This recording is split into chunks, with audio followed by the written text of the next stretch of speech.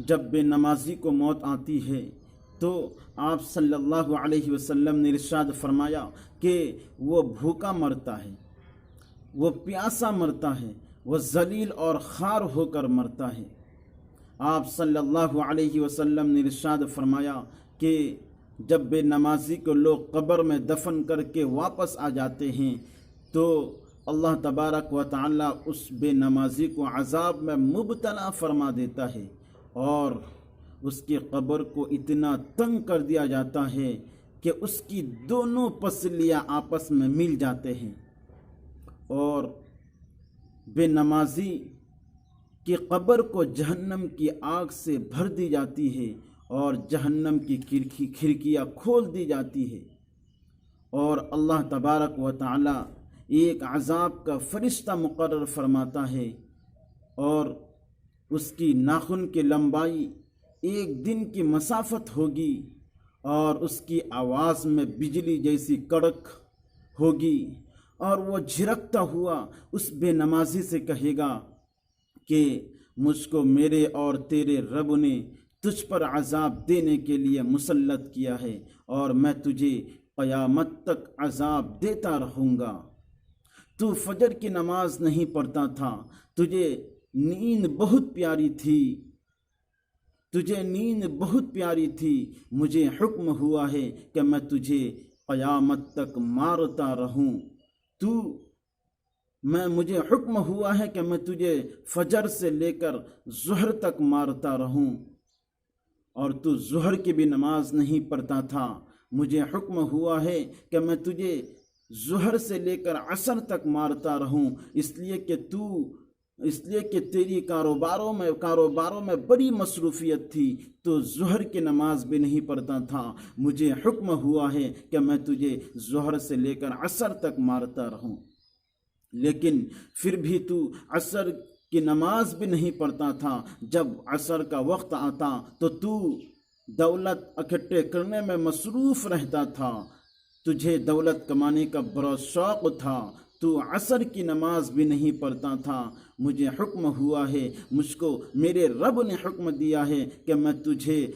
عصر سے لے کر مغرب تک مارتا رہوں، پھر مغرب کی نماز بھی نہیں پڑھتا تھا، پھر تو دولت کمانے میں مصروف رہتا تھا، مجھے حکم ہوا ہے کہ میں تجھے مغرب سے لے کر عشاء تک مارتا رہوں۔ او بندے، تو عشاء کی نماز بھی نہیں پڑھتا تھا، مجھے حکم ہوا ہے کہ میں تجھے عشاء سے لے کر فجر تک مارتا رہوں، اور اس کی مار کی ضرب اتنی تیز ہوگی کہ بے نمازی کو اس کے قبر میں ایک ضرب مارے گا تو وہ بے نمازی زمین کے نیچے 70 ہاتھ چلا جائے گا، پھر اس کو نکالا جائے گا، پھر اس کو مارا جائے گا، پھر وہ 70 ہاتھ زمین کے نیچے چلا جائے گا، بلکہ اس کو اسی طریقے سے قیامت تک عذاب دیتا رہے گا۔ تو میرے پیارے دوستو، کتنا ہی اچھا ہے کہ ہم فجر میں اپنی نیند پوری کرنے کے بجائے ہم فجر کے وقت مسجد میں آ جایا کرے، اور مسجد میں آ کر فجر کی نماز جماعت کے ساتھ پڑھے، اور عشاء کے وقت اپنے دوستوں اور موبائل اور ٹی وی پر بیٹھنے کے بجائے ہم مسجد میں آ جایا کرے اور عشاء کی نماز جماعت کے ساتھ پڑھے، اور جماعت کے ساتھ نماز پڑھنے کے بعد بستر پر جا کر لیٹ جائے، تاکہ کل قبر میں ہمیں کوئی پچھتاوا نہ ہو، ہمیں کوئی رسوائی کا سامنا نہ کرنا پڑے، اس لیے کہ کل قبر میں جب رسوائی ہوگی، قبر کے اندر جو عذاب دیا جائے گا وہ بہت ہی خطرناک عذاب ہوگا۔ اس لیے کہ آج نیند سب کو پیاری ہے، اگر آج ہم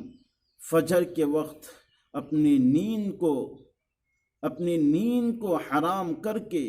اپنی پیاری نیند کو حرام کر کے اگر ہم فجر کی نماز پڑھیں گے تو ہم کل قبر میں عذاب سے بچ جائیں گے۔ وہ کسی نے قبرستان والوں سے کہا نا کہ بڑے مزے کی نیند سو رہے ہو، تو قبرستان سے آواز آئی کہ مزے کی نیند نہیں سو رہے ہیں،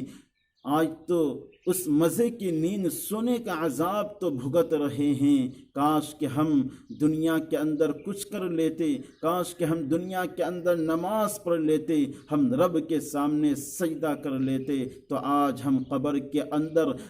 चैन और सुकून की नींद सोते। आज हम दुनिया के अंदर जो सुकून की नींद सोए थे, आज हम कब्र के अंदर उस नींद का सज़ा, उस नींद का अजाब हम भुगत रहे हैं। मेरे दोस्तों, नींद सबको प्यारी है, नींद हर एक को आती है, लेकिन वो लोग भी तो लोग हैं जो रातों को उठकर अपने रब के सामने रोते हैं, गिड़गिड़ाते हैं और तहज्जुद की नमाज़ पढ़ते हैं। अल्लाह तबारक व तआला हमें और आपको तहज्जुद की नमाज़ पढ़ने की तौफीक अता फरमाए।